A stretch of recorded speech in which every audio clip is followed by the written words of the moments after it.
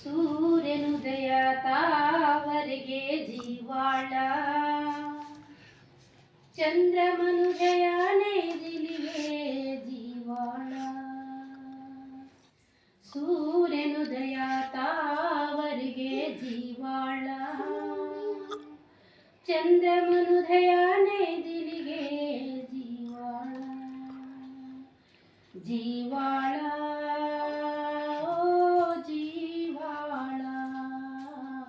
ಜೀವಾಳ ಓ ಜೀವಾಳ. ಸೂರ್ಯನುದಯ ತಾವರೆಗೆ ಜೀವಾಳ, ಚಂದ್ರಮನುದಯ ನೈದಿಲಿಗೆ ಜೀವಾಳ.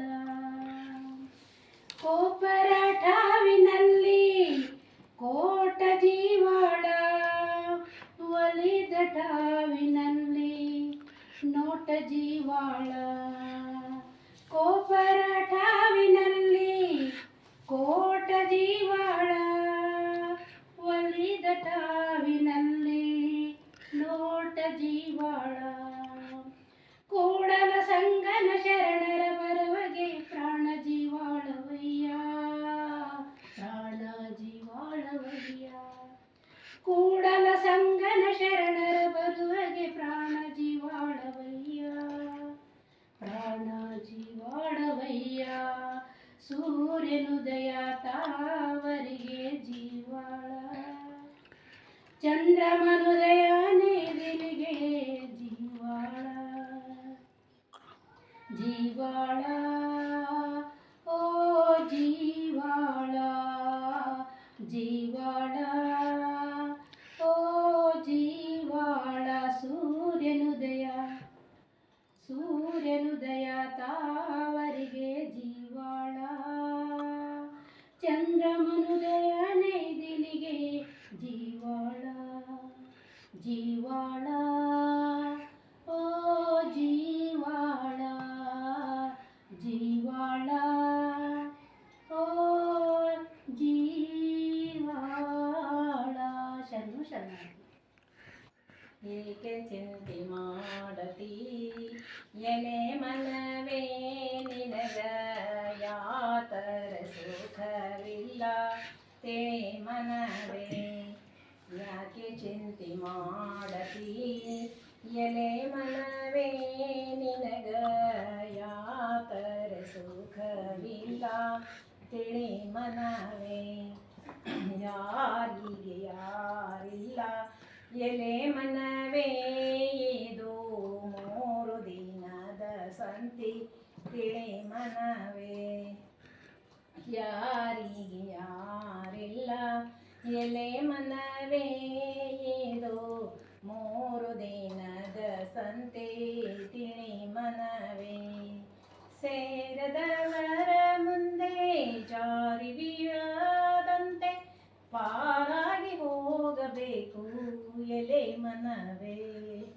ಯಾಕೆ ಚಿಂತೆ ಮಾಡತಿ ಎಲೆ ಮನವೇ ನಿನಗ, ಯಾತರ ಸುಖವಿಲ್ಲ ತಿಳಿ ಮನವೇ. ಆಶೆಯು ಮಾಡಬೇಡ ಎಲೆ ಮನವೇ, ಇದು ಹೇಸಿ ಸಂಸಾರ ತಿಳಿ ಮನವೇ. ಆಶೆಯು ಮಾಡಬೇಡ ಎಲೆ ಮನವೇ, ಇದು 3 ದಿನದ ಸಂತಿ ತಿಳಿ ಮನವೇ. ದೇಶದೊಳಗೆ ನಮ್ಮ ಗುರು ಬಸವೇಶನ ದಾಸನಾಗಿರಬೇಕು ಎಲೆ ಮನವೇ. ಯಾಕೆ ಚಿಂತೆ ಮಾಡತಿ ಎಲೆ ಮನವೇ, ನಿನಗ ಯಾತರ ಸುಖವಿಲ್ಲ ತಿಳಿ ಮನವೇ. ಯಾತರ ಸುಖವಿಲ್ಲ ತಿಳಿ ಮನವೇ. ಶ್ರೀ ಗುರು ಬಸವಲಿಂಗಾಯ ನಮಃ. ಗುರು ಬಸವಲಿಂಗಾಯ ನಮಃ. ಬಸವನ ಮೂರ್ತಿಯೇ ಧ್ಯಾನಕ್ಕೆ ಮೂಲ, ಬಸವನ ಕೀರ್ತಿ ಜ್ಞಾನಕ್ಕೆ ಮೂಲ. ಬಸವ ಬಸವ ಎಂಬುದೇ ಭಕ್ತಿ ಕಾಣ ಕಪಿಲ ಸಿದ್ಧ ಮಲ್ಲಿಕಾರ್ಜುನ. ಓಂ ಶ್ರೀ ಗುರು ಬಸವಲಿಂಗಾಯ ನಮಃ. ನರಜನ್ಮವ ತೊಳೆದು ಹರಜನ್ಮವ ಮಾಡಿದ ಗುರುವೇ, ಭವಬಂಧನವ ಬಿಡಿಸಿ ಪರಮ ಸುಖವ ತೋರಿದ ಗುರುವೇ, ಭವಿ ಎಂಬುದ ತೊಳೆದು ಭಕ್ತರೆಂದೆನಿಸಿದ ಗುರುವೇ, ಚನ್ನ ಮಲ್ಲಿಕಾರ್ಜುನನ ತಂದೆನ್ನ ಕೈವಶಕ್ಕೆ ಕೊಟ್ಟ ಗುರುವೇ, ಶರಣು ಶರಣಾರ್ಥಿ ಶರಣು ಶರಣಾರ್ಥಿ. ಓಂ ಶ್ರೀ ಗುರು ಬಸವಲಿಂಗಾಯ ನಮಃ. ಓಂ ಶ್ರೀ ಗುರು ಬಸವಲಿಂಗಾಯ ನಮಃ. ಬಸವಂ ಭಕ್ತಿಗೆ ಮೂಲಂ. ಬಸವಂ ಭಕ್ತಿಗೆ ಮೂಲಂ. ಬಸವಂ ಕಾಲಂಗೆ ಕಾಲನನುಪಮಶೀಲಂ. ಬಸವಂ ಕಾಲಂಗೆ ಕಾಲನನುಪಮಶೀಲಂ. ಬಸವಂ ಜಂಗಮಲೋಲಂ. ಬಸವಂ ಜಂಗಮಲೋಲಂ. ಬಸವ ರಕ್ಷಿಪುದೆನ್ನ ಸಂಗನ ಬಸವ. ಬಸವ ರಕ್ಷಿಪುದೆನ್ನ ಸಂಗನ ಬಸವ. ಹರ ಬಸವಾಯ ನಮಃ. ಹರ ಬಸವಾಯ ನಮಃ. ಪ್ರಭು ಬಸವಾಯ ನಮಃ. ಪ್ರಭು ಬಸವಾಯ ನಮಃ. ಗುರು ಬಸವಾಯ ನಮಃ. ಗುರು ಬಸವಾಯ ನಮಃ. ಲಿಂಗ ಬಸವಾಯ ನಮಃ. ಲಿಂಗ ಬಸವಾಯ ನಮಃ. ಜಂಗಮ ಬಸವಾಯ ನಮಃ. ಜಂಗಮ ಬಸವಾಯ ನಮಃ. ಭಸ್ಮ ಬಸವಾಯ ನಮಃ. ಭಸ್ಮ ಬಸವಾಯ ನಮಃ. ರುದ್ರಾಕ್ಷಿ ಬಸವಾಯ ನಮಃ. ರುದ್ರಾಕ್ಷಿ ಬಸವಾಯ ನಮಃ. ಮಂತ್ರ ಬಸವಾಯ ನಮಃ. ಮಂತ್ರ ಬಸವಾಯ ನಮಃ. ಪಾದೋದಕ ಬಸವಾಯ ನಮಃ. ಮುಂದ್ ಬರ್ ಚಾಪಿಂಗ್ ಪ್ರಸಾದ ಬಸವಾಯ ನಮಃ. ಚಿನ್ನಿಧಿ ಬಸವಾಯ ನಮಃ. ಚಿನ್ನಿಧಿ ಬಸವಾಯ ನಮಃ. ಚಿನ್ನಾದ ಬಸವಾಯ ನಮಃ. ಚಿನ್ನಾದ ಬಸವಾಯ ನಮಃ. ಚಿದ್ಬಿಂದು ಬಸವಾಯ ನಮಃ. ಚಿದ್ಬಿಂದು ಬಸವಾಯ ನಮಃ. ಚಿಕ್ಕಲ ಬಸವಾಯ ನಮಃ. ಚಿಕ್ಕಲ ಬಸವಾಯ ನಮಃ. ಚಿದಂಗ ಬಸವಾಯ ನಮಃ. ಚಿದಂಗ ಬಸವಾಯ ನಮಃ. ನಿಷ್ಪ್ರಪಂಚ ಬಸವಾಯ ನಮಃ. ನಿಷ್ಪ್ರಪಂಚ ಬಸವಾಯ ನಮಃ.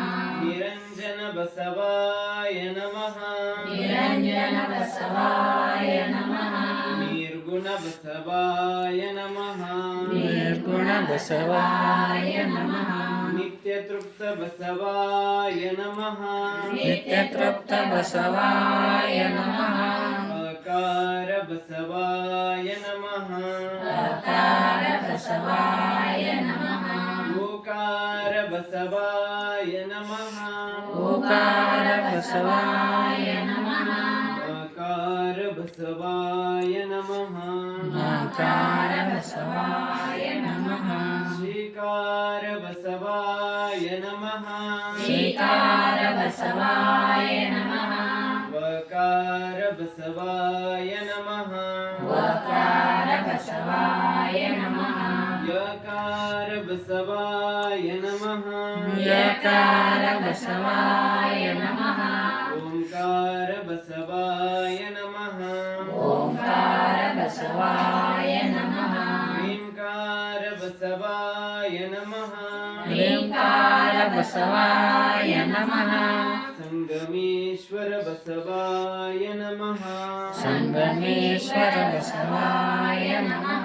ಪ್ರತ್ಯಕ್ಷ ಕಪಿಲ ಸಿದ್ಧ ಮಲ್ಲಿಕಾರ್ಜುನ. ಪ್ರತ್ಯಕ್ಷ ಕಪಿಲ ಸಿದ್ಧ ಮಲ್ಲಿಕಾರ್ಜುನ. ಬಸವಾಯ ನಮೋ ನಮಃ. ಬಸವಾಯ ನಮೋ ನಮಃ. ಶ್ರೀ ಗುರು ಬಸವಲಿಂಗಾಯ ನಮಃ. ಶ್ರೀ ಗುರು ಬಸವಲಿಂಗಾಯ ನಮಃ. ಶ್ರೀ ಗುರು ಬಸವಲಿಂಗಾಯ ನಮಃ. ಶ್ರೀ ಗುರು ಬಸವಾಯ ನಮಃ.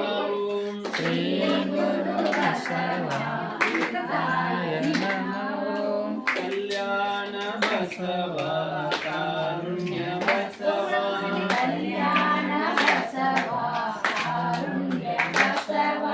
ಕಾರುಣ್ಯ ಬಸವ ಕಲ್ಯಾಣ ಬಸವ.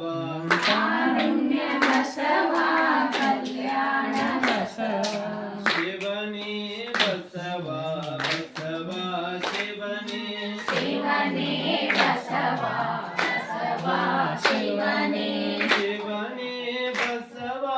ಬಸವ ಶಿವನೇ.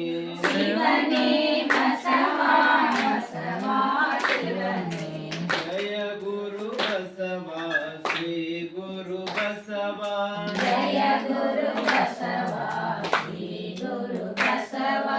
ಧರ್ಮಪಿತ ವಿಶ್ವಗುರು ಬಸವಣ್ಣನವರಿಗೆ ಜಯವಾಗಲಿ. ಓಂ ಶ್ರೀ ಬಸವಲಿಂಗಾಯ ನಮಃ.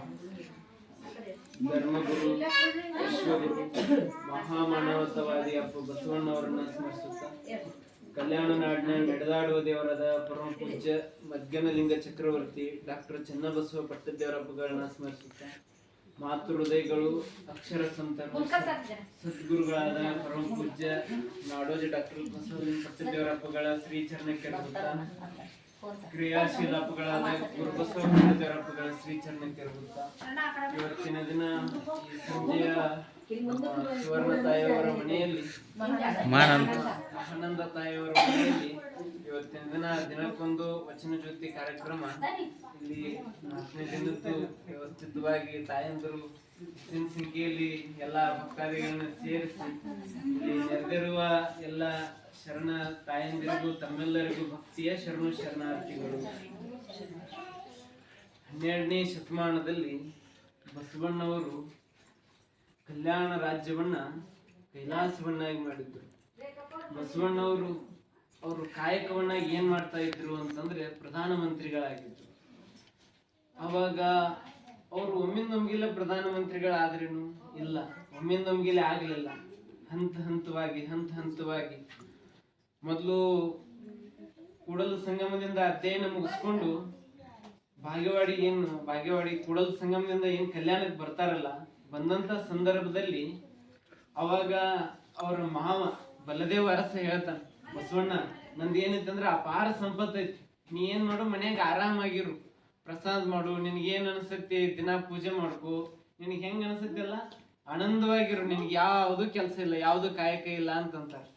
ಅವಾಗ ಬರ್ಸ ಈ ಕಡೆ ಅವಾಗ ಬಸವಣ್ಣವ್ರು ಹೇಳ್ತಾರು, ಏ ಇಲ್ಲ ನಾನು ಕಾಯಕ ಮಾಡ್ತೀನಿ, ನಾನು ಕಾಯಕ ಮಾಡೇ ಪ್ರಸಾದ ಮಾಡ್ತೀನಿ. ಅವಾಗ ಬಸವಣ್ಣವ್ರು ಒಂದು ಒಳ್ಳೆ ಮಾತು ಹೇಳ್ತಾರೆ, ಆಯ್ತು ಒಂದ್ ಸ್ವಲ್ಪ ಹಾದಿ ಬಿಟ್ರು. ಅವಾಗ ಬಸವಣ್ಣವ್ರು ಒಂದು ಒಳ್ಳೆ ಮಾತು ಹೇಳ್ತಾರೆ, ಏನಂತಂದ್ರೆ ತಂದೆದ ಏನು ಗಳಿಸಿಟ್ಟಿರ್ತಾರಲ್ಲ ಅದನ್ನ ಉಣ್ಣೋದು ಹಳಸಿದನ್ನ. ನೀನ್ ಮಾಡಿದ ಅಡಿಗೆ ಯಾವ್ದಂತಂದ್ರೆ ತಂದೆದ್ ಉಣ್ಣೋದು, ಮತ್ತು ಮಾವಂದು ಹಳಸಿದ್ದನ್ನ, ತಂದೆದು ತಂಗಳನ್ನ. ಬೆಳಗ್ಗೆ ಮಾಡಿದ ಈ ಟೈಮ್ ಉಣ್ಣೋದು ಯಾರ್ದು? ಆಯ್ತಾಯ್ತ್ರಿ ಇರ್ಲಿ. ಬಸವಣ್ಣವ್ರು ಹೇಳ್ತಾರೆ ಏನಂತಂದ್ರೆ, ಮಾವ ಏನ್ ಹೇಳಿರ್ತಾರಲ್ಲ ಬಲದೇವ ಅರಸ, ಮಾವನಿಗೆ ಹೇಳ್ತಾರೆ ಹಳಸಿದನ್ನ ಯಾವ್ದಂತಂದ್ರೆ ಮಾವನಿಂದ ಪಡೆದಿದ್ದ ಆಸ್ತಿ ಹಳಸಿದನ್ನ. ತಂದೆಯಿಂದ ಏನ್ ನಾವು ಪಡ್ಕೊಂತೀವಲ್ಲ ಅದು ಬೆಳಗ್ಗೆ ಮಾಡಿದ ತಂಗಳನ್ನ. ಈಗ ನಾವ್ ಏನ್ ಮಾಡ್ಕೊಂಡು ಉಣ್ತೀವಲ್ಲ, ಕೆಲಸ ಮಾಡ್ಕೊಂಡು ದುಡ್ದು ಏನ್ ಉಣ್ತೀವಲ್ಲ ಅದ್ ಯಾವ ಅನ್ನ ಅಂತಂದ್ರೆ ಬಿಸಿ ಬಿಸಿ ಅನ್ನ, ಬಿಸಿ ಬಿಸಿ ಅಡಿಗೆ. ಅದಕ್ಕಾಗಿ ನಾವು ದುಡ್ಕೊಂಡು ಉಣ್ಬೇಕು. ಇಲ್ಲಿ ಹತ್ತು ನಡಿ, ಅದು ಸ್ವಿಚ್ ಕರೆಕ್ಟ್ ಅಂತ ಆ ಕಡೆ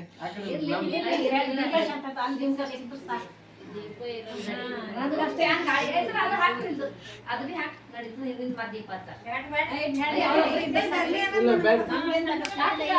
ಅದು ಬಟ್ಟ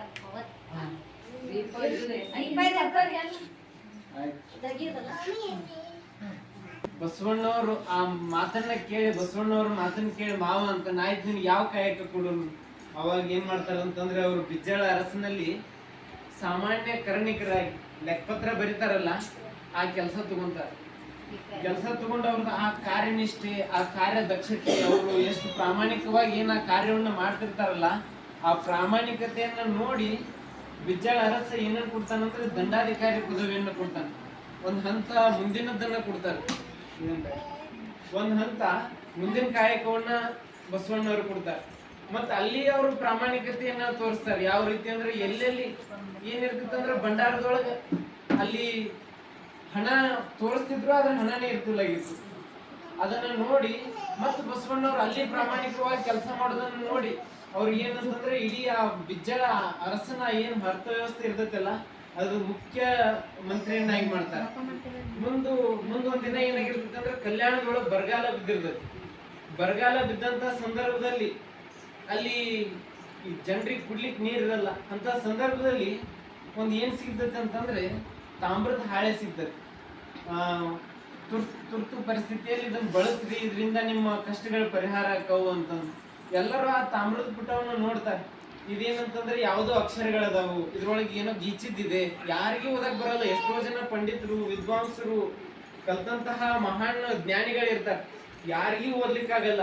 ಅವಾಗ ಬಸವಣ್ಣವ್ರು ಏನ್ ಮಾಡ್ತಾರ ಅಂತಂದ್ರೆ ಆ ತಾಮ್ರದ ಪುಟಕ್ಕೆ ಒಂದ್ ಇನ್ನೊಂದು ಕನ್ನಡಿಯನ್ನ ಹಿಡಿದು ಓದ್ ಹೇಳ್ತಾರೆ. ಏನಂತಂದ್ರೆ ಬಿಜ್ಜಳ ಅರಸನ ಏನ್ ಸಿಂಹಾಸನ ಐತಲ್ಲ ಅದ್ರ ಕೆಳಗಡೆ ಅಪಾರ ಸಂಪತ್ತು ಐತಿ, ಅದನ್ನ ನೀವು ಕಷ್ಟದ ಸಮಯದೊಳಗೆ ಬಳಸ್ರಿ ಅಂತ ಬರ್ದಿರ್ತೈತಿ. ಬಸವಣ್ಣವ್ರು ಓದಿ ಹೇಳ್ತಾರೆ. ಅವಾಗ ಅದನ್ನ ಎಲ್ಲರೂ ಹೇಳ್ತಾರೆ ಇಲ್ಲ ಇದು ಸುಳ್ಳಿರ್ಬೋದು ಅಂತ. ಅವಾಗ ಬಿಜ್ಜಳ ಅರಸನ ಏನಂತ ತೆಗಿಕೊಂಡ್ರು, ಅದೇನು ಸಿಂಹಾಸನ ಇರ್ತೈತಲ್ಲ ಅದ್ರ ಕೆಳಗೆ ಅಗದ್ ನೋಡಿದ್ರಲ್ಲಿ ಅಪಾರ ಸಂಪತ್ತು ಇರ್ತೈತಿ. ಆ ಸಂಪತ್ತಿನಿಂದ ಏನ್ ಮಾಡ್ತಾರ ಅಂದ್ರೆ ಕಲ್ಯಾಣದೊಳಗ ತ್ರಿಪ್ರಾಂತಕ ಕೆರೆ ಕಟ್ಸೋದು, ಆಮೇಲೆ ಜನರಿಗೆ ಏನ್ ಕೊರತೆ ಇರ್ತೈತಲ್ಲ ಅದನ್ನಷ್ಟು ಬಸವಣ್ಣವ್ರು ನೀಗಿಸ್ತಾರೆ. ಮತ್ತು ಬಸವಣ್ಣವ್ರು ಹೀಗೆ ಬಹಳಷ್ಟು ಕಾರ್ಯಗಳನ್ನ ಮಾಡ್ತಾರೆ. ಮತ್ತು ಬಸವಣ್ಣವ್ರ ವಚನಗಳು ಬಹಳ ಪ್ರಸ್ತುತ. ಜಗತ್ತಿರುವವರೆಗೆ ಆ ವಚನಗಳು ಯಾವಾಗಲೂ ಸದಾ ಬೆಳಕು. ಒಂದು ವಚನ ಏನಂತಂದ್ರೆ ಆಸೆ, ಆಮಿಷ, ಹುಸಿ, ವಿಷಯ, ಕುಹಕ, ಕುಟಿಲ, ಕ್ರೋಧ, ಕ್ಷುದ್ರ, ಮಿಥ್ಯ ಇವೆಲ್ಲ ನಾಲಿಗೆ ಮೇಲಿಂದ ತೆಗೆದು ಕಳೆಯ.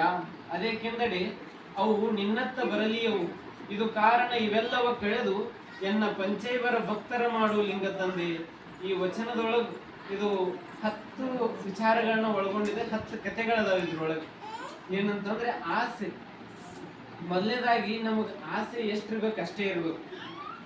ಒಬ್ಬ ವಿದ್ಯಾರ್ಥಿ ಇದ್ದ, ಅವನು ಬಹಳ ಚಲೋ ಓದಿದ್ದ, PUC ಒಳಗೆ ಬಹಳ ಚಲೋ ಮಾರ್ಕ್ಸ್ ಬಂದಿದ್ದು.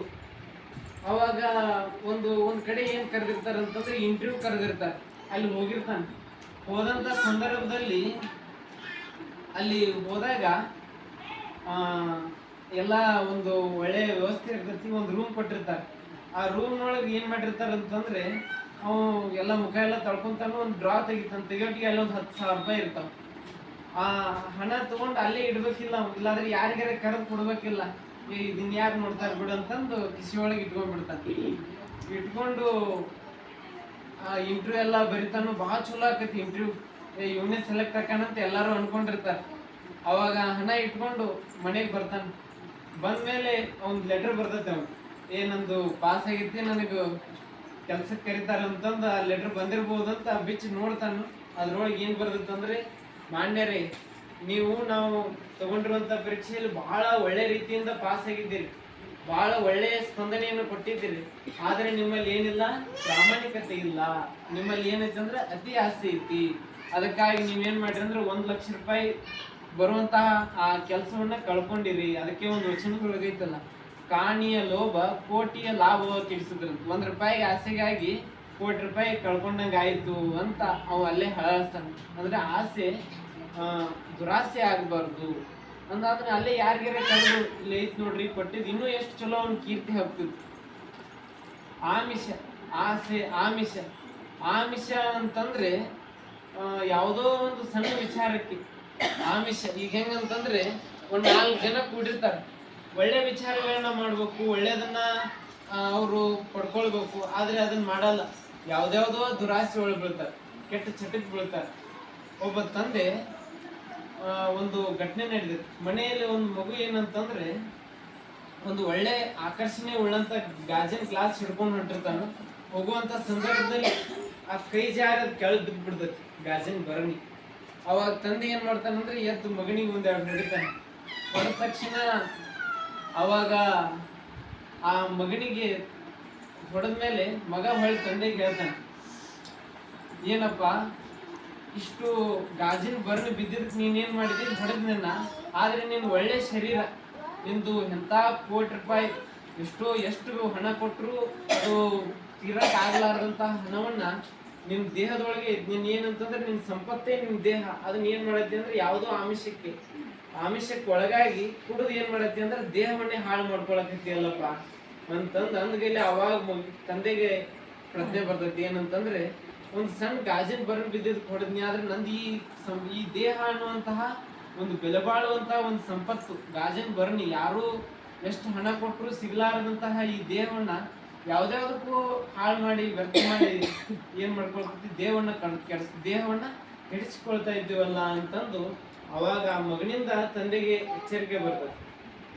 ಆಸೆ, ಆಮಿಷ, ತಾಮಸ ಅಂತಂದ್ರೆ ಮಾಯೆ, ಮೋಹ. ಒಂದು ಸರ್ತಿ ಒಂದು ಮಂಗ ಏನಂತಂದ್ರೆ ಮಂಗಗಳೆಲ್ಲ ಸೇರಿ ಒಂದು ಸ್ಪರ್ಧೆ ಇಟ್ಟಿದ್ವು. ಯಾರು ಒಂದು ಬಿದಿರಿನ ಬೆಟ್ಟ ಇತ್ತು, ಆ ಮಂಗಗಳು ಕಾಡಿನಲ್ಲಿ ಇದ್ವು, ಒಂದು ಬಹಳ ಎತ್ತರ ಬೆಳೆದಿರುವಂತಹ ಬಿದಿರಿನ ಬೆಟ್ಟ. ಎಲ್ಲಾ ಮಂಗಗಳು ಸೇರಿ ಸ್ಪರ್ಧೆ. ಏನು ಸ್ಪರ್ಧೆ ಅಂತಂದ್ರೆ ಯಾರು ಈ ಬಿದಿರಿನ ಬೆಟ್ಟ ಹೆಚ್ಚಿಗೆ ಯಾರು ಏರ್ತಾರಲ್ಲ ಅವ್ರು ಏನಂತಂದ್ರೆ ನಮ್ಮ ಮಂಗಗಳ ಗುಂಪಿನ ರಾಜ ಆಗ್ತಾರ ಅವರು. ಅವಾಗ ಎಲ್ಲಾ ಮಂಗಗಳು ನಾನು ಏರ್ತೀನಿ ನೀ ಏರ್ತೀನಿ ಅಂತಂದು ಎಲ್ಲ ಏರ್ಲಿಕ್ಕೆ ಹತ್ತವ. ಎಲ್ಲಾ ಮಂಗಗಳು ಒಂದಕ್ಕಿಂತ ಒಂದು ಜೋಶ್ಲೆ ಫುಲ್ಲು ಹುರುಪಿನಿಂದ ಏರಕ್ ಹತ್ತವ. ಆವಾಗ ಏರ್ದು ಒಂದು ಮಂಗ ಅಂತೂ ಬಹಳ ವೇಗವಾಗಿ ಏರಾಕಿತ್ತು. ಎಲ್ಲಾ ಮಂಗಗಳು ಒಂದು ಹಂತಕ್ಕೆ ಏರಿ ಇಡ್ಯಾಕತ್ತು, ಸಾಕಪ್ಪ ನಮ್ಗೆ ಎಲ್ಲಿ ಮತ್ತೆ ಎತ್ತರ ಏರೋದು ಅಂತಂದು.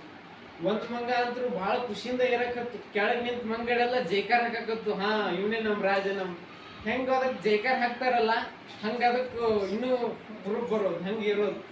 ಅವಾಗ ಕೊನೆಗೊಂದು ಹಿರಿಯ ಮಂಗ ಹೇಳ್ತು, ಸಾಕ್ ಇಳಿಯಪ್ಪ, ಇನ್ನು ಮತ್ ಬಾಳ ತುದಿಗೆ ಹೋದ್ರೆ ಜೋರಾಗಿ ಗಾಳಿ ಬೀಸಿ ಎಲ್ಲರ ತುದಿ ಮುರಿದಿತ್ತು, ಇಳಿ ಅಂತಂದ್ರು. ಆದ್ರೆ ಇವೇನ್ ಕೆಳಗಿನ ಜೈಕಾರ ಏನ್ ಹಾಕ್ತಿದ್ವಲ್ಲ, ಆ ಜೈಕಾರ ಶಬ್ದಕ್ಕೆ ಅದು ಆ ಮೋಹಕ್ಕೆ ಒಳಗಾಗಿತ್ತು. ಆ ಏನ್ ಶಬ್ದ ಕಿವಿ ಬೀಳ್ತಿತ್ತಲ್ಲ, ಹೆಂಗ್ ಜೈಘೋಷ ಆಗ್ತಿದ್ರ ಹಂಗ ಜೋರ್ಲಿ ಏರೋದು. ಇನ್ನು ಕೊನೆಗೆ ಏರ್ತು ತುದಿ ಇನ್ನೇನ್ ಮುಟ್ಟಬೇಕು ತುದಿ ಹೇಳ್ತಿತ್ತು. ಒಂದು ಮಂಗಗಳ ಗುಂಪಿನ ಹಿರಿಯಾದಂತಹ ಮಂಗ, ಸಾಕ್ ಇಳಿಯಪ್ಪ ಬಿದ್ದಿಗಿದ್ದಿ ಅಂತಂದು ಕೇಳಿಲ್ಲ. ಇನ್ನೇನ್ ತುದಿ ಮುಟ್ಟಬೇಕು ಅನ್ನೋಟ್ರು ಜೋರ್ಲೆ ಗಾಳಿ ಬೀಸ್ತು, ಮುಂದಿನ ತುದಿ ಮುರಿದು ಮಂಗ ಏನಾಯ್ತು ಕೆಳಗೆ ಬಿದ್ದು ಕೈಕಾಲನ್ನ ಮುರ್ಕೊಂತು. ಅದಕ್ಕಾಗಿ ಮೋಹಕ್ಕೆ ಒಳಗಾಗಬಾರದು. ಆಮೇಲೆ ಆಸೆ, ಆಮಿಷ, ತಾಮಸ, ಹುಸಿ ಹೆಂಗಿರ್ತೈತೆ ಅಂದ್ರೆ ಸುಳ್ಳು ಹೇಳೋದು. ಇದು ಹೆಚ್ಚಾಗಿ ಎಲ್ಲಿ ಕಾಣ್ತೈತೆ ಅಂದ್ರೆ ಒಬ್ಬ ಏನಂತಂದ್ರೆ ಒಬ್ಬ ಮನುಷ್ಯ ಇದ್ದ. ಅವನು ಏನಂತಂದ್ರೆ ಒಂದಿಷ್ಟು ಜ್ಯೋತಿಷ್ಯ ಕಲ್ತಿದ್ದ. ಹೆಂಗಂದ್ರೆ ಗೋಡೆ ಮೇಲೆ ದೀಪ ಇಟ್ಟಂಗಂತ, ಈ ಕಡೆ ಸತ್ಯನೂ ಆಗ್ಬೋದು, ಈ ಕಡೆ ಸುಳ್ಳು ಆಗ್ಬಹುದು.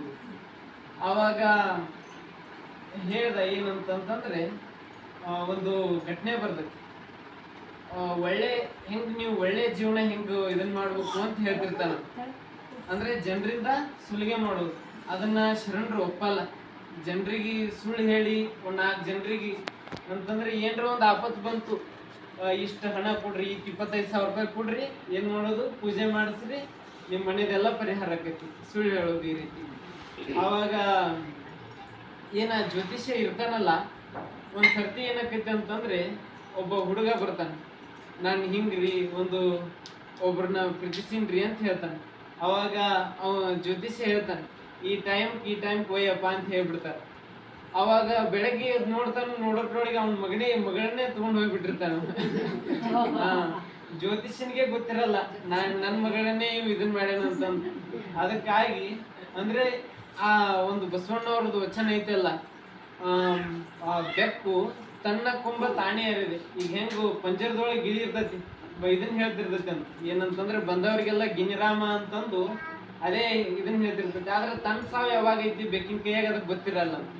ಅದಕ್ಕಾಗಿ ತನ್ನ ಕೊಂಬ ಕೊಯ್ಲ ಕಾಣಲರಿಯದೆ, ತನ್ನೊಳಗಿರುವಂತ ತನಗೆ ಕಾಣಲ್ಲ, ಆದ್ರೆ ಇನ್ನೊಬ್ರದ್ದು ಹೇಳಿದ್ ಹೋಗ್ತೀವಿ. ಅದಕ್ಕಾಗಿ ಸುಳ್ಳನ್ನ ಹೇಳ್ಬಾರ್ದು. ಹೇಳೋದ್ರಿಂದ ಏನೇನು ಅನಾಹುತಗಳಾಗ್ತಾವು. ಖುಷಿ ವಿಷಯ ಕುಟಿಲ ಕುಹಕ.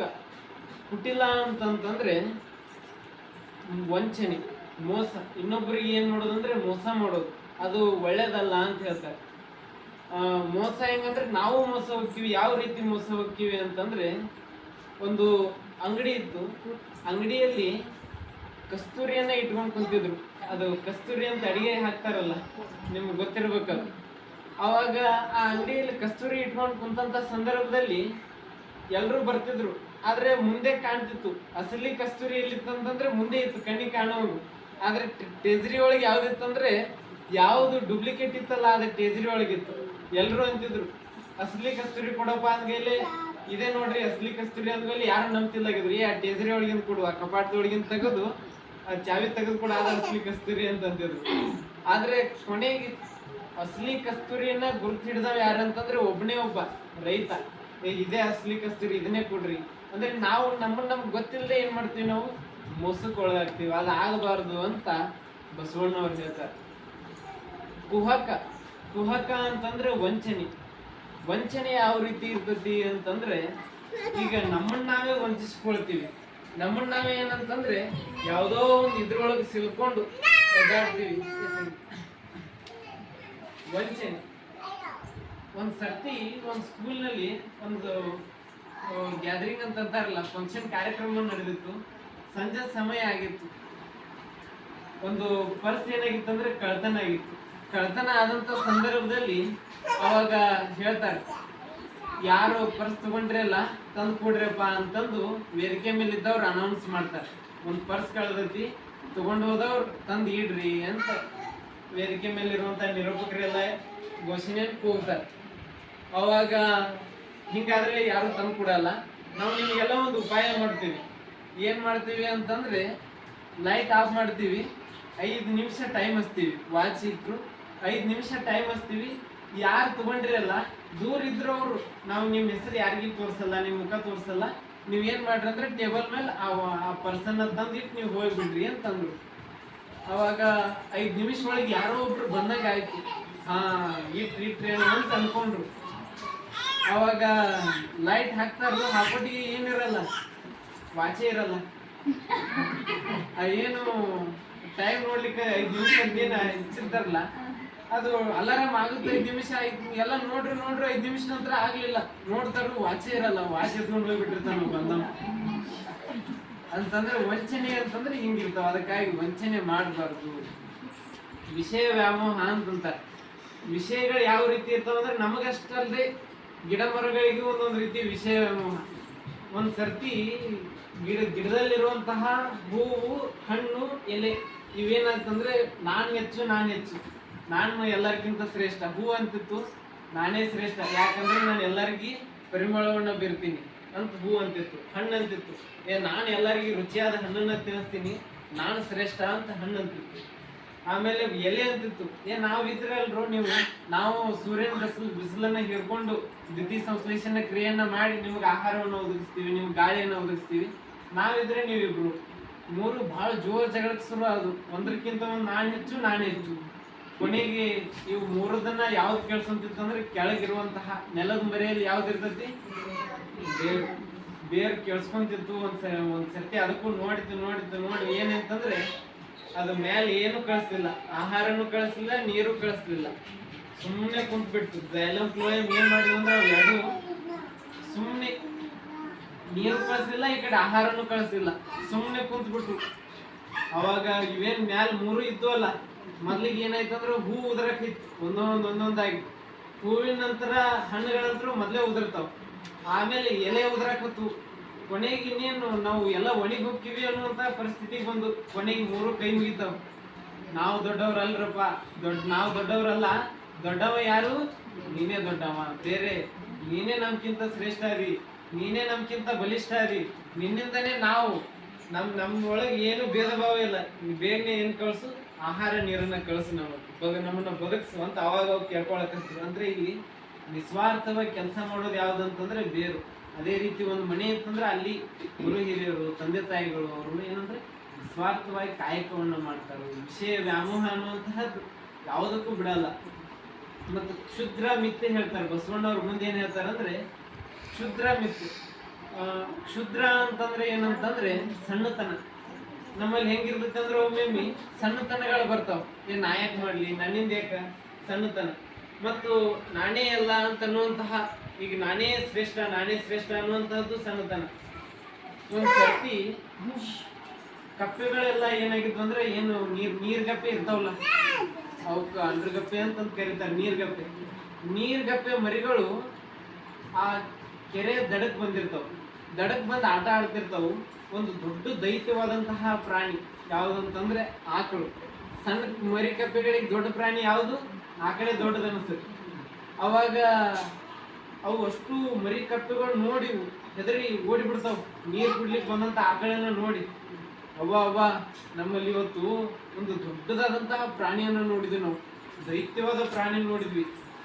ಅವಾಗ ಯಾವ್ದದು ಎಷ್ಟು ದೊಡ್ಡದಿತ್ತು ಅಂತ ಕಪ್ಪೆ ಕೇಳಿತು. ತಾಯಿ ಕಪ್ಪೆ ಬಹಳ ದೊಡ್ಡದಿತ್ತವ, ಅದು ನಮ್ಗೆ ಹೇಳಿಕೆ ಆಗಲ್ಲ, ಅಷ್ಟು ದೊಡ್ಡದಿತ್ತು. ಅವಾಗ ತಾಯಿ ಉಬ್ಸಕೈತಿ.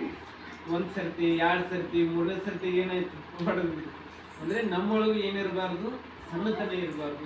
ಇದ್ರೆ ಇರ್ಬತ್ತಕ್ಕೆ ಬಿಡೋದ್ರ ಪಾಡಿ, ದೊಡ್ಡದೈತಲ್ಲ ಆಯ್ತು ಇರ್ಲಿ. ಅದಕ್ಕಾಗಿ ಬಸವಣ್ಣವ್ರು ಯಾವತ್ತೂ ಸಣ್ಣತನಕ್ಕೆ ಒಳಗಾಗ್ಲಿಲ್ಲ. ಶರಣರು ಯಾವತ್ತೂ ನೀವೇ ದೊಡ್ಡವರಪ್ಪ, ನಾನೇ ಕಿರಿಯ ಅಂತಂದ್ರು. ಅದಕ್ಕಾಗಿ ಬಸವಣ್ಣವ್ರು ದೊಡ್ಡವ್ರು ಅನ್ಸಂದ್ರು. ನನಗಿಂತ ಕಿರಿಯರಿಲ್ಲ ಅಂತಂದ್ರು. ನನಗಿಂತ ಸಣ್ಣವ್ರು ಯಾರು ಇಲ್ಲ ಮತ್ತು ದೊಡ್ಡವ್ರು ಯಾರು, ಶಿವಭಕ್ತರಿಗಿಂತ ದೊಡ್ಡವ್ರು ಯಾರಿಲ್ಲ ಅಂತಂದ್ರು. ಶರಣರೇ ಎಲ್ಲರಿಗಿಂತ ದೊಡ್ಡವರು, ನಾನೇ ಎಲ್ಲರಿಗಿಂತ ಸಣ್ಣವು. ಇದಕ್ಕೆ ಸಾಕ್ಷಿ ಯಾರು? ಕೂಡಲ ಸಂಗಮ ದೇವ. ನಿಮ್ಮ ಪಾದ ಸಾಕ್ಷಿ, ನನ್ನ ಮನಸ್ಸು ಸಾಕ್ಷಿ. ಇದಕ್ಕೆ ಸಾಕ್ಷಿ ಯಾವ್ದಂತಂದ್ರೆ ನಿಮ್ಮ ಪಾದಗಳೇ ಸಾಕ್ಷಿ, ನನ್ನ ಮನಸ್ಸೇ ಸಾಕ್ಷಿ ಅಂತ ಹೇಳಿದ್ರು. ಅದಕ್ಕಾಗಿ ಅಂತ ಬದುಕನ್ನ ಬಸವಣ್ಣವ್ರು ಬದುಕಿದ್ರು. ಮತ್ತು ಮಿಥ್ಯೆ ಅಂತಂದ್ರೆ ಭ್ರಮೆ. ನಾವು ಬಹಳಷ್ಟು ಭ್ರಮೆ ಒಳಗಾಗ್ತೀವಿ. ಹೆಂಗಂತಂದ್ರೆ ಗುರುಗಳು ಕೊಟ್ಟಿರುವಂತಹ ಒಂದು ಸಂಪತ್ತನ್ನ ಮರೆತು ಭ್ರಮೆ ಒಳಗೆ ಬೀಳ್ತೀವಿ. ಒಮ್ಮೆ ಒಬ್ರು ಗುರುಗಳು ಹೊರಟಂತ ಸಂದರ್ಭದಲ್ಲಿ ಒಂದು ದಟ್ಟ ಕಾಡು ಎದುರಾಯಿತು. ಆವಾಗ ಆ ಕಾಡಿನ ಪಕ್ಕನೇ ಒಂದು ಮನೆ ಇತ್ತು. ಅಲ್ಲಿ ಒಬ್ಬ ಬಹಳ ಬಡವ ಇದ್ದ. ಅವಾಗ ಗುರುಗಳಿಗೆ ಎಷ್ಟಿದ್ದಷ್ಟು ಉಪಚಾರ ಮಾಡಿದ. ಗುರುಗಳು ಅವನ ಬಡತನವನ್ನ ನೋಡಿ ನಿನಗೇನಾದ್ರೂ ಕೊಡ್ಲೇನಪ್ಪ ಅಂತಂದು ಕೇಳಿದಾಗ ಅವಾಗ ಕರುಣೆ ಬಂದು ಗುರುಗಳು ಏನು ಕೊಡ್ತಾರಂತಂದ್ರೆ ಒಂದು ಅಕ್ಷಯ ಪಾತ್ರೆಯನ್ನು ಕೊಡ್ತಾರೆ. ಅಕ್ಷಯ ಪಾತ್ರೆ ಅಂತಂದ್ರೆ ಏನು? ಅದ್ರೊಳಗೆ ಏನಿರ್ತಿರಲ್ಲ ಅವು ಹೆಚ್ಚಿಗೆ ಅಕ್ಕವು, ಅವು ಅದ್ರದ್ದು 2 ಪಟ್ಟು ಅಕ್ಕವು. ಅವಾಗ ಕೊಟ್ಟು ತಗೊಂಡು ಇಟ್ಕೊಂಡ್ಮೇಲೆ ಅದನ್ನ ಬಳಸ್ಬೇಕಿಲ್ಲ. ಯಾವುದೋ ಭ್ರಮೆ ಒಳಗೆ ಮುಳುಗಿದ, ಅದನ್ನ ಬಳಸಲೇ ಇಲ್ಲ. ಬಳಸಲ್ದಾಗಂತಲೇ ಅದು ಮತ್ತು ಅವನು ಬಡತನ ಹೆಂಗಿತ್ತು ಹಂಗೆ ಇತ್ತು. ಅವಾಗ ಕೊನೆಗೆ ಮತ್ತು ಗುರುಗಳು ಬರ್ತಾರೆ. ಅಲ್ಲಪ್ಪ ನಿಂಗೆ ಅಕ್ಷಯ ಪಾತ್ರೆಯನ್ನೇ ಕೊಟ್ಟಿವಿ, ನೀ ಏನು ಇಡ್ತೀಯಲ್ಲ ಅದು ಪರುಷ ಆಕೈತಿ, ನೀವು ಕೆಬ್ಬಣ ಇಟ್ಟು ಅಂದ್ರೆ ಚಿನ್ನ ಆಕೈತಿ, ನೀ ಏನು ಇಡ್ತೀಯಲ್ಲ ಅದೇನಾಕೈತಿ ಅಂದ್ರೆ ಮತ್ತು ಒಂದು ರೀತಿ ಬೆಳಿತಾನೆ ಹೋಗ್ತೈತಿ. ಅಂತ ಒಂದು ಅಕ್ಷಯ ಪಾತ್ರೆಯನ್ನೇ ನಾನು ಕೊಟ್ಟಿನಿ, ಆದ್ರೆ ನೀನು ಅದನ್ನ ಬಳಸಿಲ್ಲಲ್ಲಪ್ಪ ಅಂತಂತಾರೆ ಗುರುಗಳು. ಅವಾಗ ಆ ಗುರುಗಳ ಮಾತು ಕೇಳಿ ಅವಾಗ ಬಳಸ್ಲಿಕ್ಕತ್ತಾನು. ಅವಾಗ ಏನಕ್ಕನು ತನ್ನ ಜೀವನದೊಳಗೆ ಸುಖಿ ಜೀವನವನ್ನ ಬದುಕ್ತಾನೆ. ಅದಕ್ಕಾಗಿ ನಾವು ಯಾವ್ಯಾವುದೋ ಭ್ರಮೆ ಒಳಗೆ ಸಿಲುಕ್ತೀವಿ. ಅದಕ್ಕಾಗಿ ಭ್ರಮಾಲೋಕ, ಅದರಿಂದ ಹೊರಗೆ ಬರಬೇಕು. ಅದಕ್ಕಾಗಿ ಗುರುಗಳು ಕೊಟ್ಟಿರುವಂತಹ 12ನೇ ಶತಮಾನದೊಳಗೆ ಕೊಟ್ಟಿರುವಂತಹ ಅಕ್ಷಯ ಪಾತ್ರೆ ಯಾವುದಂತಂದ್ರೆ ವಚನ ಸಾಹಿತ್ಯ. ಆ ವಚನಗಳನ್ನ ಓದಿ ನಾವೇನ್ ಮಾಡ್ಬೇಕು, ನಮ್ಮ ಮನಸ್ಸನ್ನ ನಮ್ಮ ಭಾವವನ್ನ ಪರಿಶುದ್ಧಗೊಳಿಸ್ಬೇಕು.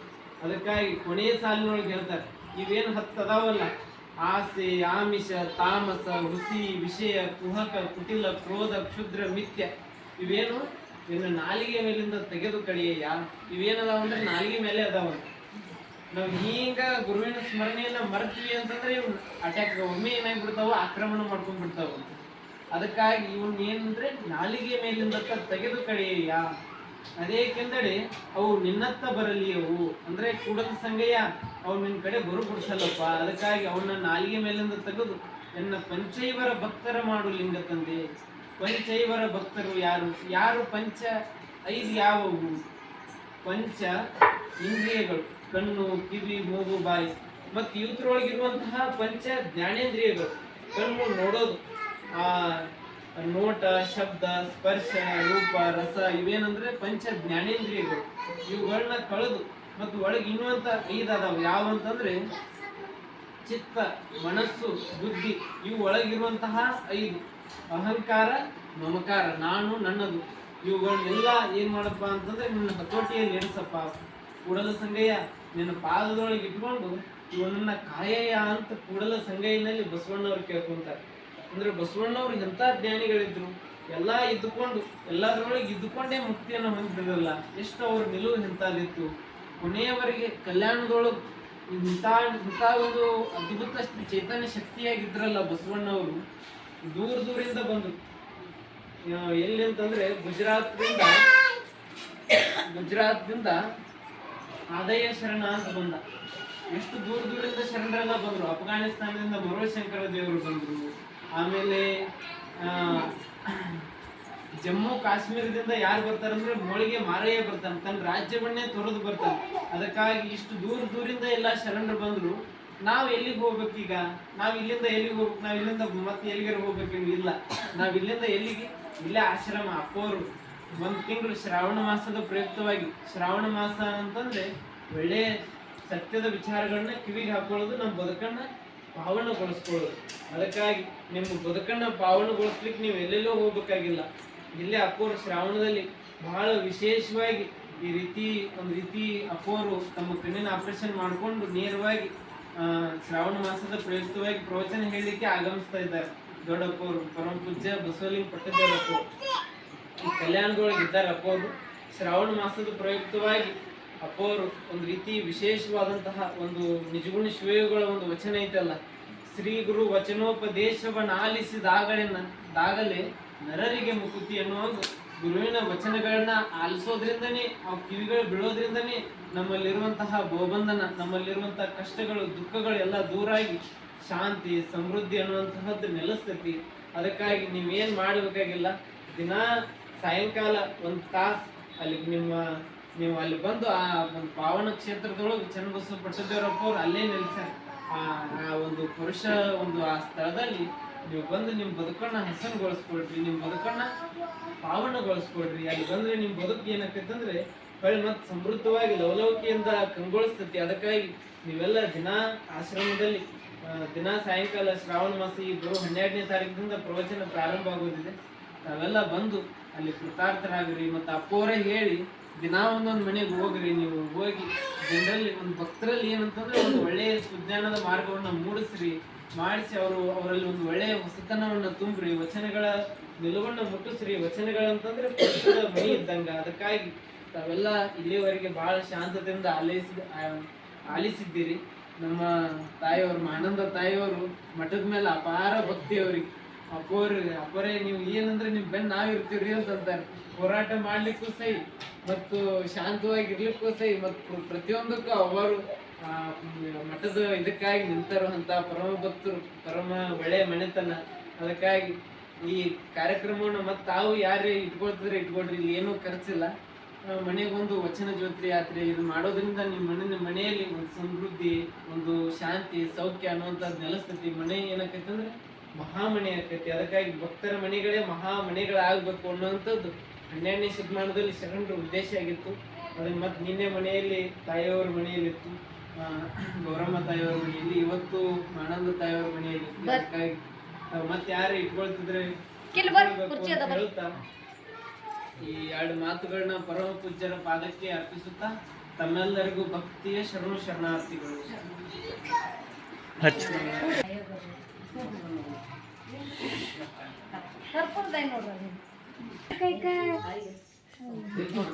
ಇಲ್ಲಿವರೆಗೆ ನಮ್ಮ ಆನಂದವ್ರ ಮನೆಯಲ್ಲಿ ಏನಪ್ಪ ಅಂದ್ರೆ ಪ್ರವಚನ ಕಾರ್ಯಕ್ರಮ ಮತ್ತೆ ಪುನಃ ಪ್ರಾರಂಭ ಆಗಿದ್ದು ನಮ್ಗೆ ಭಾಳ ಖುಷಿ ಆಯ್ತು.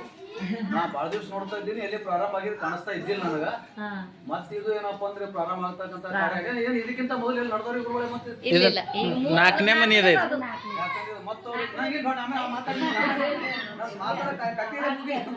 ಶಾರದಾ ಮುಗಿಸ್ತೀನಿ. ಆ ಟೈಮಿನಾಗ ಏನಪ್ಪ ಅಂದ್ರೆ ಇಲ್ಲಿ ಭಾಳ ಖುಷಿ ಅನಿಸ್ತದ. ಮತ್ತೆ ಎಲ್ಲರೂ ಅಕ್ಕನ ಬಳಗದವರು ನಾಳೆ ನಿಮ್ಮ ಮನೆಗೆ ಇಟ್ಬಿಡಿ. ಬಂದಾರ. ಇವತ್ತು ಮುಖ್ಯ ಪ್ರಮುಖವಾಗಿ ನಮ್ಮ ಗುರುಗಳು ಪೂಜ್ಯರು ಬಂದಾರ, ನಮ್ಮ ಗುರುಗಳು ಬಂದ, ನಮ್ದು ಸ್ವಾಮಿಯವರು ಬಂದಾರ. ಎಲ್ಲರಿಗೆ ಅವ್ರಿಗೆ ಹೃದಯಕ್ಕೆ ಶರಣಂದು ನಮ್ಮೆಲ್ಲ ಅಕ್ಕಂಬಳದವರು ಕೂಡ ಅವರಿಗೆ ಶರಣಂದು ಹೇಳ್ತಾ ಒಂದೆರಡು ಮಾತಿನ ಮುಗಿಸ್ತೀನಿ. ಯಾಕೆ ಗುರು ಆದೇಶ ಆಗ್ಯದ ಭಾಳ ಶಾರದಂಗೆ ಮುಗಿದ ಭಾಳ ದಿವಸದಿಂದ ವಚನ ಪ್ರವಚನ ಬಂದಿದ್ದ ಕಡೆಗೆ ನಾವು ಪೂರ ಏನಪ್ಪ ಅಂದ್ರೆ ಅದು ಯಾಕೋ ನೀರು ತೋರ್ತೀನೋ ಅಂದಪ್ಲೆ ಆಯಿತು. ಮತ್ತು ಚಾಲು ಆಯ್ತು ಅವ್ರ ಪ್ರಮುಖ ಇದ್ರಾಗ ಅವ್ರದ್ದು ಸ್ಥಾನದಾಗ ಭಾಳ ಖುಷಿ ಆಯಿತು. ಇಲ್ಲಿ ಒಂದು ಸ್ಟಾರ್ಟ್ದಾಗ ಒಂದು ವಚನ ಹೇಳ್ತೀನಿ. ಅನಂ ಪ್ರಭುದೇವ್ರದ್ದು. ಒಲೆ ಅಟ್ಟಿ ಉಂಬಡೆ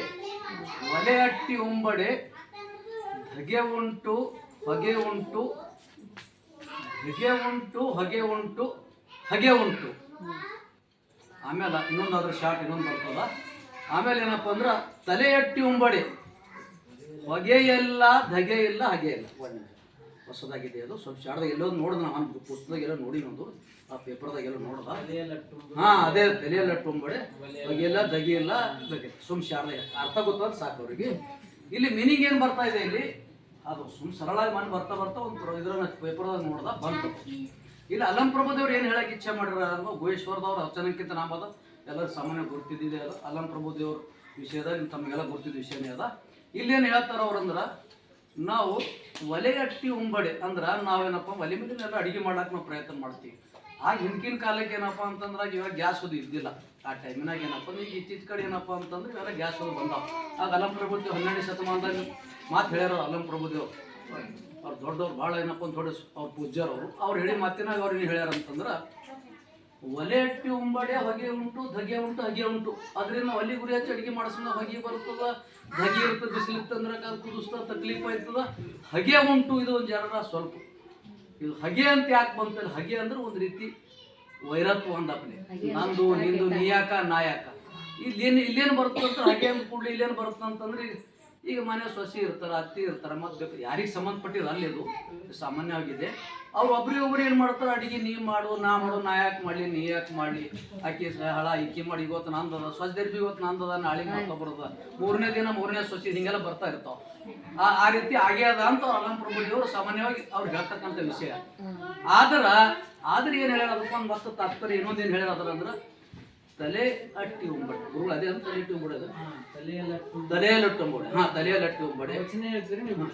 ಆಯ್ತು ತಲೆಯಲ್ಲಿ ಒಲೆಯಲ್ಲಿ ಉಂಬೈಸಕ್ಕರ ಹೊಗೆ ಗಣವಾಯಿತು, ಇದಕ್ಕಂಡು ಹೇಸಿಬಿಟ್ಟೆನು. ಅದೇ ಅದೇ ಅದರದು.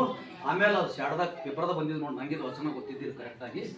ಆಮೇಲೆ ಅದಕ್ಕೆ ಅವ್ರೇನು ಹೇಳ್ತಾರೆ ಅಲ್ಲಂ ಪ್ರಭುದೇವರು, ತಲೆ ತುಂಬಡೆ ಹೊಗೆ ಇಲ್ಲ, ಧಗೆ ಇಲ್ಲ, ಹಗೆ ಇಲ್ಲ ಅಂದ್ರೆ ನಾವು ಜ್ಞಾನ ಅಂತಕ್ಕಂಥದ್ದು ನಾವು ತಲೆದಾಗೇನೋ ಬರೀ ಜ್ಞಾನದ ನಗೆ ಉಂಟು ನೋಡ ಗುಹೇಶ್ವರ. ಇದು ಲಾಸ್ಟ್ ಲೈನ್ ಒಂದು ಹೇಳ್ಯಾರ ಅಂದ್ರೆ ನಾವು ಅಲ್ಲಂ ಪ್ರಭುದೇವ್ರ ಕೊನೆಗೆ ಏನು ಹೇಳ್ಯಾರ ಅಂತಂದ್ರೆ ಇಂಥ ವಚನ ಪ್ರಭು ಸಾಹಿತ್ಯದ ನಾವು ಕುಂತೀವಿ, ಶರಣರ ಮಧ್ಯೆ ಕುಂತೀವಿ, ಇವರೆಲ್ಲ ಮಾಡೋದು ಗುರುಗಳರ, ಇವ್ರ ಮಧ್ಯೆ ಒಂದು 4 ಮಾತು ನಾವೆಲ್ಲ ಕೇಳ್ದೇವು ಮಾಡ್ದೇವು ಅಂತಂದ್ರೆ ನಮ್ಮಲ್ಲಿ ಜ್ಞಾನ ನಂಬದೇ ಇರ್ತದೆ. ಹೊಗೆ ಇಲ್ಲ, ಹಗಿ ಬೀಳಲ್ಲ.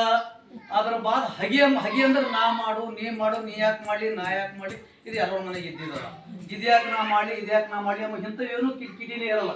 ಬರೀ ಜ್ಞಾನ ನಂಬ ಅಂದ್ರೆ ಜ್ಞಾನ ನಂಬ ತೆರೆಯಾಗ ಬಂತಂದ್ರೆ ಬರೀ ಏನು ನಮಗಿರುತ್ತಂತಂದ್ರೆ ಬರೀ ಜ್ಞಾನದ ನಗೆ ಉಂಟು. ಅದು ಜ್ಞಾನದ ನಗೆ ಉಂಟು ಅದೇ ಕೊನೆಗೆ ನಗೆ ಉಂಟ ಗುಹೇಶ್ವರ. ಕೊನೆಗೋದಾದ್ರೆ ಲೈನ್ ಅದ ಏನೋ ಹೇಳಕ್ಕೆ ಅಂದ್ರೆ ನಾವು ಈ ರೀತಿ ಬಂತು ಜ್ಞಾನದ ನಾವು ಬಂತಂದ್ರೆ ಬರೀ ನಮಗೆ ಖುಷಿದಾಗ ಇರ್ತೀವಿ. ಒಂದು ನಗು ಒಂದು ಖುಷಿ ಬರ್ಬೇಕಾದ್ರೆ ಸುಮ್ಮನೆ ಬರೋದು ಯಾರಿಗೆ ಬರಲ್ಲ.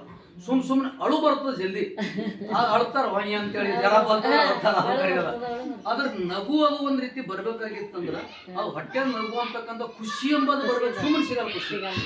ಏಟ್ ಬಿ ದುಡ್ಡು ಕೊಡ್ರಿ, ಏನ್ ಬಂಗಾರ ಕೊಡ್ರಿ, ಬೇಡ ಏನು ಕೊಟ್ರಿಗೆ ಖುಷಿ ಎಂಬ ತಂತಾನೆಗೆ ಅವ್ರ ಒಳಗೆ ಹುಡುಕಂದ್ರೆ ಅದು ಖುಷಿ ಎಂಬ ಉದ್ವಾಯ್ತು ಅಂದ್ರೆ ಖುಷಿ ಬಹಳ ದೊಡ್ಡದು, ನಗೆ ಬಹಳ ದೊಡ್ಡದು. ಜ್ಞಾನದ ನಗೆ ಉಂಟು, ಅದರಲ್ಲಿ ಜ್ಞಾನ ಅನ್ನೋದು ಬಹಳ ದೊಡ್ಡದು ಅಂತ ಇಲ್ಲಿ ಹೇಳಕ್ ತಾತ್ಪರ್ಯ ಪಟ್ಟ. ಅಂದ್ರೆ ನಾವು ಪ್ರತಿಯೊಂದು ಜ್ಞಾನ ಅವ್ರು ಈ ಶರಣ ಸಾಹಿತ್ಯದಾಗ ಕುಂತೇವ್ ಅಂತ ನಾಲ್ಕು ಒಳ್ಳೆ ಮಾತು ಕೇಳಿ ಇವ್ ಕಡೆ ಬಕ್ಕೊಳಿರ್ತಾವ ನಮ್ಗೆಲ್ಲ ಹೇಳ್ತೇವೆ ಜ್ಞಾನದ ಹಂಗಿಂಗ ಅಂತೇವೆ. ಮತ್ತೆ ನಮ್ದು ಏನು ಕಡೆ ಮಾಡ್ಕೊತ ನಡೀತೇವೆ. ಅವು ಹೇಳಕ್ ಈ ರೀತಿ ಏನಪ್ಪ ಅಂದ್ರೆ ನಾವು ನೋಡ್ತಾ ಇರ್ತೇವೆ. ಈ ರೀತಿ ಅಲ್ಲಂ ಪ್ರಭುದೇವ್ರು ನಮಗೆ ಒಂದು ರೀತಿ ದಾರಿ ಮಾರ್ಗಕ್ಕೆ ಹೋಲಕ್ಕೆ ನಮಗೆ ಏನಪ್ಪ ಅಂದ್ರೆ ಈ ರೀತಿ ಆಗ್ರಿ, ಇಂಥ ಮಾರ್ಗಕ್ಕೆ ಹೋಲಕ್ಕೆ ಪ್ರಯತ್ನ ಮಾಡ್ರಿ, ನಿಮಗೆ ಜ್ಞಾನ ಎಂಬುದು ನಗೆ ಸಿಗ್ತದ, ಅಮೃತ ಸಿಗ್ತದೆ ನಿಮಗೆ, ಅದರ ಹೋಲಕ್ಕೆ ಪ್ರಯತ್ನ ಮಾಡ್ರಿ ಅಂತಕ್ಕಂಥ ಮಾತನ್ನು ಅಲ್ಲಂ ಪ್ರಭುದೇವರು ಏನಪ್ಪ ಅಂದ್ರೆ ಇವತ್ತು ಸಂದರ್ಭ ಕಾಣ್ತಾರೆ. ಈ 2 ಮಾತನ್ನು ನಾನು ಮುಗಿಸಿ ತಮ್ಮೆಲ್ಲರಿಗೆ ಹಾರ್ದಿಕ ಸ್ವಾಗತವನ್ನು ಕೋರ್ತಾ ತಮ್ಮೆಲ್ಲರಿಗೆ ಸಾಷ್ಟಾಂಗ ವಂದನೆಗಳನ್ನು ಸಲ್ಲಿಸುತ್ತಾ ನಾನು 2 ಮಾತಿಗೆ ಓಂ ಶ್ರೀ ಗುರು ಬಸವಲಿಂಗಾಯ ನಮಃ. ಹೇಳ್ತಾನ ಜ್ಞಾನ ಅಂದ್ರೆ ಹೆಂಗೆ ಬರ್ತದೆ ಅಂದ್ರೆ ಜ್ಞಾನ ಸಿಗ್ಬೇಕಾದ್ರೆ ನಾವು ಈ ಸತ್ಸಂಗದಾಗ ಕೂಡ್ಬೇಕ್ರಿ. ಇಲ್ಲಿ ಹೋದ್ರೆ ಮಠದಾಗ ಹೋದ್ರೆ ಏನು ಸಿಗ್ತದ, ಅಲ್ಲಿ ಹೋದ್ರೆ ಏನು ಸಿಗ್ತದ, ಇಲ್ಲಿ ಹೋದ್ರೆ ಏನು ಸಿಗ್ತದ. ನಾವು ಎಲ್ಲಕ್ಕ ಮತ್ತೆ ಕುಂಡ್ಕೋತಾ ಎಲ್ಲಿ ಹೋಗ್ತೇವೆ ರೀ. ಮತ್ತೆ ಯಾರೋ ಜಗಳ ಐತಂದ್ರೆ ಕುಂಡ್ಕೋತಾ ಕಾಲು ಹೇಳ್ಕೊತಾ ಹೋಗ್ತೇವೆ. ಅದು ಜ್ಞಾನ ಸಿಗ್ಬೇಕಾದ್ರೆ ನಾವು ಎಲ್ಲ ದೇವ್ರು ಎಲ್ಲಿ ಸಿಗ್ತಾನಂದ್ರೆ ನಮ್ಮ ಜ್ಞಾನದಾಗೆ ದೇವ್ರು ತೆಗಿತಾನೆ. ಒಂದು ಒಳ್ಳೇದು ನಾವು ಕೆಟ್ಟದ್ದು ಬಿಡ್ಬೇಕು ರೀ, ಒಳ್ಳೇದು ಹಿಡಿಬೇಕಂತ ಹೇಳಿ. ಒಂದು ಕೆಟ್ಟದ್ದು ಬಿಡ್ಬೇಕು, ಒಂದು ಒಳ್ಳೇದು ಹಿಡಿಬೇಕಾದ್ರೆ ನಾವು ಜ್ಞಾನ ಪಡಿಬೇಕಾದ್ರೆ ಇಂಥ ಗುರುಗಳ ಹತ್ತಿರ ಹೋಗ್ಬೇಕಾಗ್ತದೆ. ಆ ಗುರುಗಳ ಹತ್ತಿರ ಹೋಗ್ಬೇಕಾದ್ರೆ ನಮ್ದು ಆಗಲ್ಲ. ಅವ್ರು ಏನು ಮಾಡ್ಲತ್ತಾರ, ಎಚ್ಚರಿಕೆ ಗಟ್ಟಿ ಕೊಡ್ಲತ್ತಾರ. ಈಗ ಮನೆಗೆ ಬಂದು ನೀವು ಹೋಗ್ರಿ, ನೀವು ಬರ್ರಿ, ಶ್ರಾವಣ ತಿಂಗಳು ಹೋಗ್ಯದ ಎಲ್ಲ 12 ತಿಂಗಳದಾಗ 1 ತಿಂಗಳು ಯಾಕೆ ಹೇಳ್ಯಾನ ದೇವರು, ಶ್ರಾವಣ ಮಾಡ್ರಿ, ನೀವು ಕೇಳಿ ಭಕ್ತಿದಿಂದ. ಅಪ್ಪರು ಹೇಳ್ತಾರೆ, ನಿಮ್ಮ ದೊಡ್ಡಪ್ಪರು ಈಗ ಎಷ್ಟು 76ನೇದಲ್ರಿ, 76ನೇ ವಯಸ್ಸದ. ಈಗ ಅವ್ರು ಕಳ್ಕಳಿದಿಂದ ಪಾಪ ಹೋಗ್ಲಿ, ಭಾರತೀಯ ಜನರ ಉದ್ಧಾರ ಆಗಲಿ, ಹೋಗ್ಲಿ, ಅವ್ರೆಲ್ಲರೂ ಕೇಳಿ. ಅದಕ್ಕೆ ನೀವು ತಪ್ಪಲ್ಲದೆ ಇಷ್ಟು ಮಂದಿ ಬಂದಿರಂದ್ರೆ ಕಂಟಿನ್ಯೂ ಶ್ರಾವಣ ತಿಂಗಳದಾಗ 1 ಗಂಟೆ 6 ಗಂಟೆಯಿಂದ 7 ಗಂಟೆ ಅದನ್ರಿ ಟೈಮ್, 7 ಗಂಟೆ ಕಂಪಲ್ಸರಿ ಬರಬೇಕು.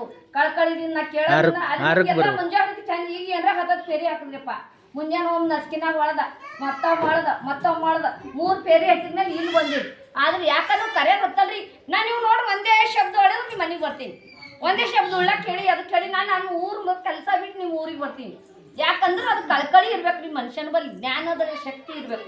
ಆ ಶಕ್ತಿ ಇತ್ತಂದ್ರೆ ಅವ್ರು ಹೇಳಿದ್ರು ನೋಡಿ, ಜ್ಞಾನ ಯಾವಾಗ ಸಿಗ್ತದಂದ್ರೆ ನಮ್ಮಲ್ಲಿ ಜ್ಞಾನ ಬರ್ಬೇಕಾದ್ರೂ ಭೀ ಅವರು ಇದ್ದಾಗೆ ಗುರು ಸಿಗ್ತಾನೆ. ಅವರು ಏಯತನ ಬರಲ್ಲ, ಏಯತನ ನಾವು ಶಗಣ್ಯನ ಹುಳ ಇದ್ದಂಗೆ. ನಾವು ಮನೇಲಿ ಎಷ್ಟು ಕೆಲಸ ಮಾಡಿದ್ರು ಉಪಯೋಗ ಆಗಲ್ಲ. ಸಸ್ತಾರ ಮತ್ತೆ ವಾದ್ಯ ಒಣಗ್ತಾರೆ. ನಾವು ಎಷ್ಟು ಪ್ರಾಪರ್ಟಿ ಗಳಿಸಿದ್ದೀನಿ, ನೀ ಏನು ಮಾಡಿದಿ, ಯಾನ್ ಮಾಡಿ ಇಟ್ಟಿ ತಗೋರಿ ಅಂತ. ಹಂಗೆ ಅದ್ರ ಸಲಕ್ಕೆ ನಾನು ದಯವಿಟ್ಟು ಕೇಳೋದೇನೆಂದರೆ, ನೀವು ಶ್ರಾವಣ ತಿಂಗಳು ಇಷ್ಟು ಮೆಹನತ್ ಮಾಡಿದಕ್ಕೆ ಅಪ್ಪವ್ರು ಬಂದು ನಮ್ಮ ಮನೆಗೆ ಬಂದಾರ. ಪಾಪ ಅವರು ಸರ ಹಾಕೊಂಡ್ರೆ ಹಾಕೊಂಬೋಗ್ಯಾರ. ನಮ್ಗೆ ಹಂಗೆ ಗುರುಗಳಿಗೆ ಖಾನೆ ಕಳ್ಸ್ಲಕ್ಕೆ ನಮ್ಮ ಮನಸ್ಸಾಗಲ್ಲ. ಅದಕ್ಕೆ ಅವ್ರಿಗೆ ನಾನು ದಯದಿಂದ ಅವ್ರಿಗೆ ಮಾಡ್ಬೇಕಂದಿಲ್ಲ. ನಮ್ಗೆ ಎಷ್ಟು ಅಳಿಲು ಸೇವೆ, ಅಳಿಲು ಏನದ ಅಂದ್ರೆ ಅಳಿಲು ಮೇಲೆ 3 ಗೇರಿ ಇರ್ತಾವ್ರಿ. ರಾಮ್ ಲಕ್ಷ್ಮಣ್ ಸೀತಾ. ಹಂಗೆ ಎಂದಕ್ಕೆ ಏನು ಮಾಡ್ಯಾರ, ಭಕ್ತಿದಿಂದ 3 ಗೆರಿ ಎಳ್ದು ರಾಮ್ ಲಕ್ಷ್ಮಣ್ ಸೀತಾ ಅಂತ ಬಿದ್ದಿದ್ದದ. ಅದ್ರ ಸಲಕ್ಕೆ ನಮ್ಮ ಭಕ್ತಿ ಏನು ಮಾಡ್ತೀವಿ ಅದು ಆಗ್ತದಂತ ಹೇಳಿ ನೋಡಿ. ಕಷ್ಟ ಎಲ್ಲರಿಗೂ ಇರ್ತಾವೆ, ಸಂಕಟಗಳು ಎಲ್ಲರಿಗೂ ಬರ್ತಾ ಇರ್ತಾವೆ. ಆದ್ರೆ ಆ ಜ್ಞಾನದಾಗ ನಾವು ಒಳ್ಳೆ ಮಾರ್ಗದಾಗ ಹೋದೆ ಅಂದ್ರೆ ನಮ್ಗೆ ಇವತ್ತು ನಾವೇ ಒಂದು ಮಾತಾಡಿದ್ವಿ ಅಂದ್ರೆ ಅದು ಖರೆ ಐತೆ. ಆನಂದ ಸುಮ್ಮನೆ ಹೇಳ್ತಾಳೆ, ಒಳ್ಕೊತಾ ಹೋಯ್ತಾಳೆ. ಅದು ಒಂದು ಶಬ್ದ. ಯಾಕೆ ಪರಮಾತ್ಮ ನಮ್ಮ ಬಲ್ಲಿ ಕೂಡ್ಬಿಡಲ್ರಿ, ಒಳ್ಳೆಯವ್ರ ಬಲ್ಲಿ ಕೂಡ್ಬಿಡಲ್ಲ. ಕೆಟ್ಟವ್ರ ಬಲ್ಲಿ ಹೋಗಿ ನೀವು 10 ಗಪ್ಪ ಓದ್ತೀರಿ, 10 ಗಪ್ಪ ಓದ್ಬೇಡ್ರಿ. ಒಳ್ಳೆ ಮಾರ್ಗದಾಗ ಹಿಡಿದ್ರಿ, ಒಳ್ಳೆ ಕೆಲಸ ಆಗ್ತಾವಂತ ಹೇಳಿ ನಾನು 2 ಮಾತು ಮುಗಿಸ್ತೀನಿ. ಎಲ್ಲರ ಪಾದಕ್ಕೆ ಶರಣ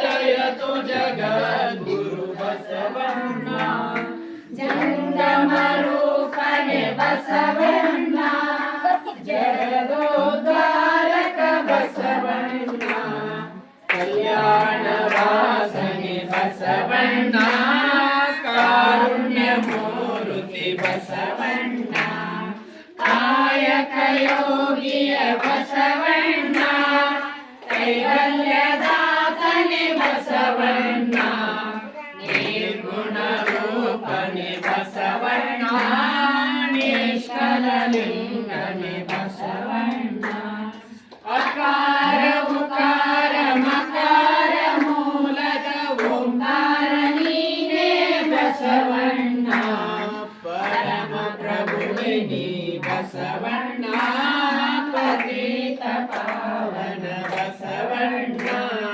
ಭಕ್ತರ ಪ್ರಾಣನೆ ಬಸವಣ್ಣ, ಭವಭಯ ತಾರಕ ಬಸವಣ್ಣ, ಕಿಂಕರ ನೀನೇ ಬಸವಣ್ಣ, ಶಂಕರ ನೀನೇ ಬಸವಣ್ಣ, ಮಂಕು ಮಾನವರ ಮದವನು ಹರಸಿದ ಮಹಾದೇವ ನೀನೇ ಬಸವಣ್ಣ, ಅನುವಿನೊಳಗೆ ನೀ ಹನುಮಣ್ಣ, ಮಹದೊಳಗೆ ನೀ ಮಹಾವಣ್ಣ, ಶರಣರ ಹೃದಯ ನಿವಾಸನೆ ಅಣ್ಣ, ಏಲನೆ ಮಾರೋ ಬಸವಣ್ಣ, ಜಯ ಗುರು ಬಸವಣ್ಣ, ಜಯತು ಜಗದ್ಗುರು ಬಸವಣ್ಣ, ಜಯತು ಜಗದ್ಗುರು ಬಸವಣ್ಣ.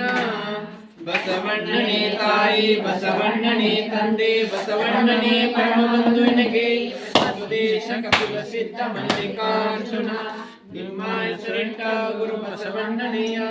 ತಂದೆ ನೀನು, ತಾಯಿ ನೀನು, ಬಂಧು ನೀನು, ಬಳಗ ನೀನು, ಮತ್ತಾರವಿಲ್ಲವಯ್ಯ ಕೂಡಲ ಸಂಗಮ ದೇವ ಆನಂದದ್ದು ನಿರ್ಮಲದ್ದು ನಿಮ್ಮ ಧರ್ಮ ಶರಣಾಸತಿ ಲಿಂಗಾಪತಿ ಹರ ಹರ ಮಹಾದೇವ ಸ್ವಗುರು ಬಸವಣ್ಣನವರಿಗೆ ವೀರವೈರಾಗಿಣಿದೆ ಅಕ್ಕ ಮಹಾದೇವಿ ತಾಯಿಯವರಿಗೆ ಚಿಜ್ಯೋತಿ ಚನ್ನ ಬಸವಣ್ಣನವರಿಗೆ ವ್ಯೋಮಕಾಯ ಸಿದ್ಧಾಲಮ ಪ್ರಭುದೇವರಿಗೆ ಶಿವಯೋಗಿ ಸಿದ್ದರಾಮೇಶ್ವರರಿಗೆ ಜಾತಿಯ ಭೂತ ಲಿಂಗ ತತ್ವ ಮಾನವರೆಲ್ಲ ದೇವರ ಮಕ್ಕಳೆಂಬ ವಿಶ್ವಕ್ಕೆ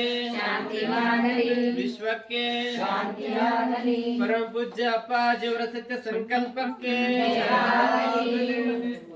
ಓಂ ಶ್ರೀ ಗುರು ಬಸವಲಿಂಗಾಯ ನಮಃ. ಓಂ ಶ್ರೀ ಗುರು ಬಸವಲಿಂಗಾಯ ನಮಃ.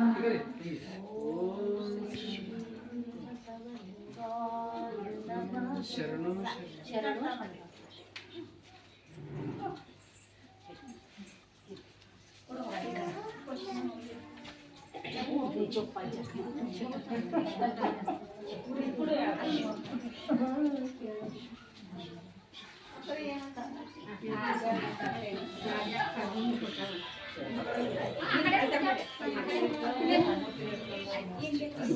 ಮಾತು ಕೇಳ್ತೇವೆ ನೀವು ಹೆಚ್ಚಿಗೆ ಮಾಡಂದ್ರೆ ನಮ್ಮ ನೀವೆಲ್ಲ ಚಾಲು ಮತ್ತೊಬ್ಬರು ಹೋದ್ರೆ ಚಾಲು ಮಾಡೋದು ಮಾಡ್ತಾರ ನೀವು ಮಾಡ್ತಾರೆ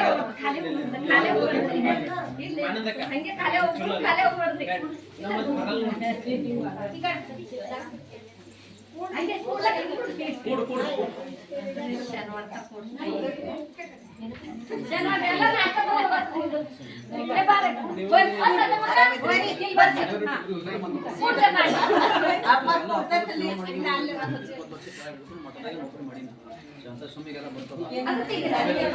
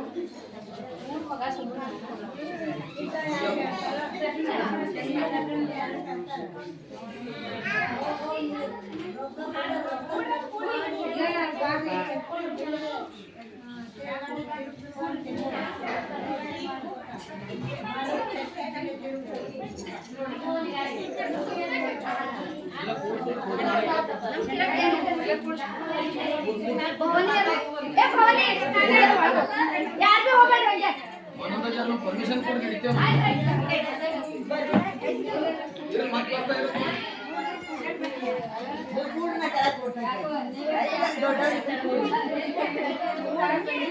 ದೊಡ್ಡ